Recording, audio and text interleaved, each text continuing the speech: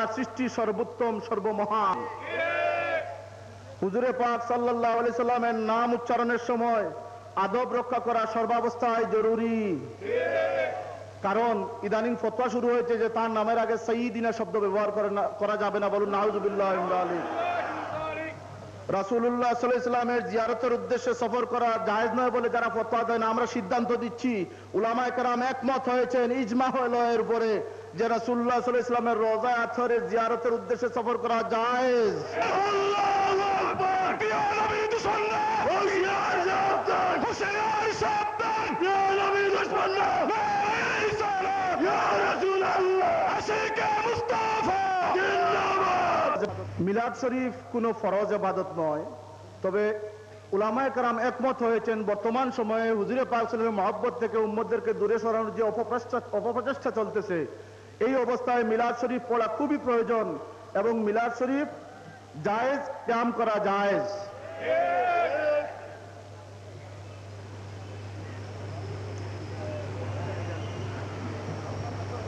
লামাযহাবিরা ফতোয়া দেন মযহব মানা, তাকলিদ করা জায়েজ নয়।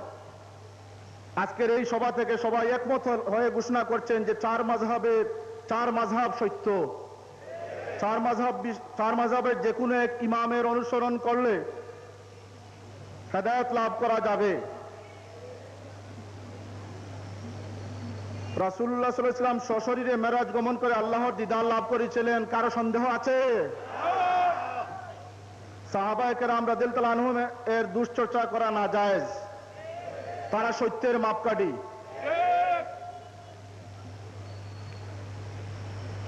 ফরজ নামাজের পরে সম্মিলিত দোয়া করা জায়েজ। ইলমে তাসাউফ ঈমান, আমল ও তাকওয়ার সমন্বয়, যা মুমিনের সর্বাত্মক সাফল্যের সহায়ক। সুতরাং ইলমে তাসাউফ একটি উত্তম কাজ।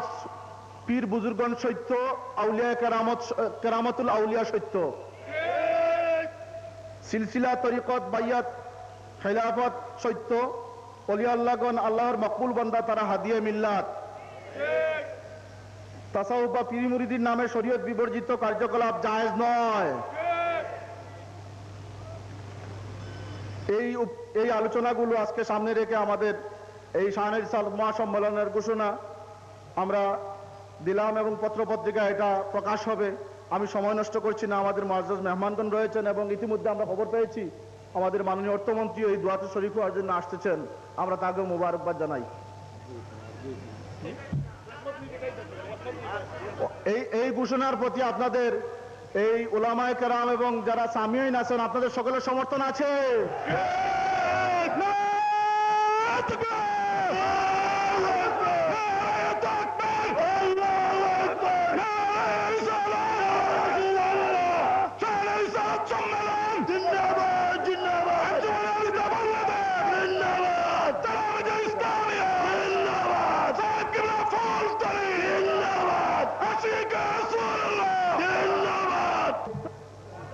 এখন আপনাদের সামনে হয়েছি আমরা রাসূলুল্লাহ সাল্লাল্লাহু আলাইহি ওয়াসাল্লাম আখিরি নবী,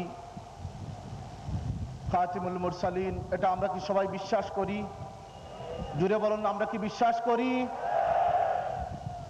যদি আমরা বিশ্বাস করি তাহলে আমাদের সরকার বিশ্বাস করতে হবে, আমাদের দেশের মানুষ বিশ্বাস করতে হবে।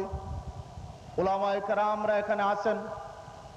এই বর্তমান সরকার একটি প্রশংসনীয় উদ্যোগ গ্রহণ করেছেন, তাদের বই বাজেয়াপ্ত করেছেন, কিন্তু এটাই কাদিয়ানির জন্য শেষ কথা নয়।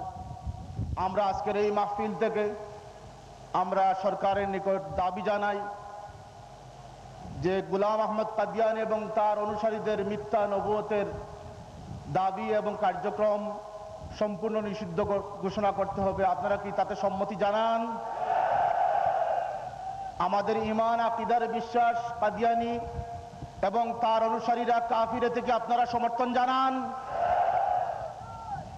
যদি তাই হয় থাকে তাহলে আমরা আমাদের সরকারের নিকট এই দাবি জানাচ্ছি, আজকের মাহফিলের পক্ষ থেকে মুসলমানদের এই সর্ববৃহৎ মজলিস থেকে যে অনতিবিলম্বে কাদিয়ানী এবং তার অনুসারীদের যাবতীয় কার্যক্রম বন্ধ করে তাদেরকে কাফির ঘোষণা করা হোক। তাতে আপনাদের সম্মতি আছে কিনা?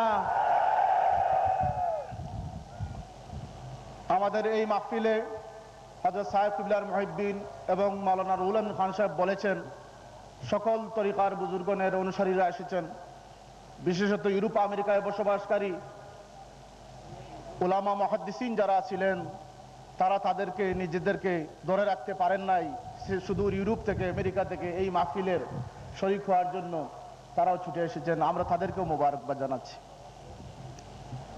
আমাদের কর্মসূচি আজকের মতো যথারীতি আগামীকালও হবে।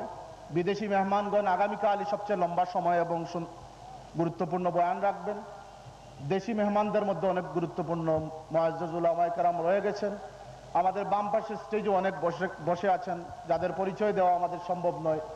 বিশেষত এখানে আমাদের দরগা শরীফের মুতল্লি সাহেবও বসে আছেন।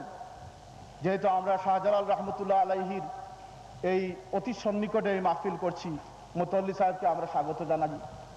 আমাদের এই মাহফিলে কিছুক্ষণ আগে আমাদের সরসিনার সাবেক প্রধান মুহাদ্দিস এবং ভাইস প্রিন্সিপাল মুস্তাফা আহমেদ সাহেব তশরিফ এনেছিলেন।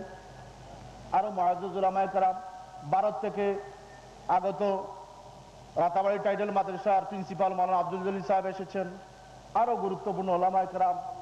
এবং সবচেয়ে খুশির কথা যে সরসিনা শরীফের মরহুম পীর সাহেবের অন্যতম খলিফা সাহেবজাদা গদ্দীর সিং এবং সিঙ্গুলা আলিয়া মাদ্রাসার প্রিন্সিপাল হযরত মাওলানা নুরুদ্দিন সাহেব আমাদের মাহফিলে উপস্থিত হয়েছেন।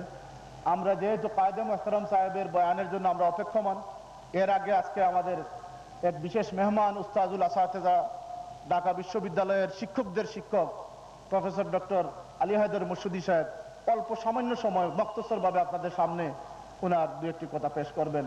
আমি ডক্টর স্যারকে ওনার সংক্ষিপ্ত বক্তব্য রাখার জন্য অনুরোধ জানাচ্ছি।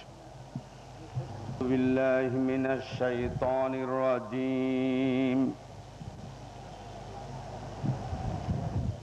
বিসমিল্লাহির রহমানির রহিম। মুহাম্মাদুর রাসূলুল্লাহ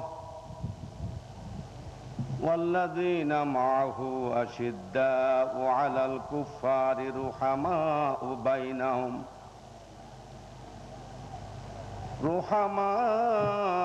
بينهم تراهم ركعا سجدا يبتغون فضلا من الله ورضوانا سيماهم في وجوههم من أثر السجود ذلك مثلهم في التوراة ومثلهم في الإنجيل كزرع أخرج شطأه فآزره فاستغلظ فاستوى على سوقه يعجب الزراع ليغيظ بهم الكفار وعد الله الذين آمنوا وعملوا الصالحات منهم مغفرة وأجرا عظيما صدق الله العظيم إن الله وملائكته يصلون على النبي يا أيها الذين آمنوا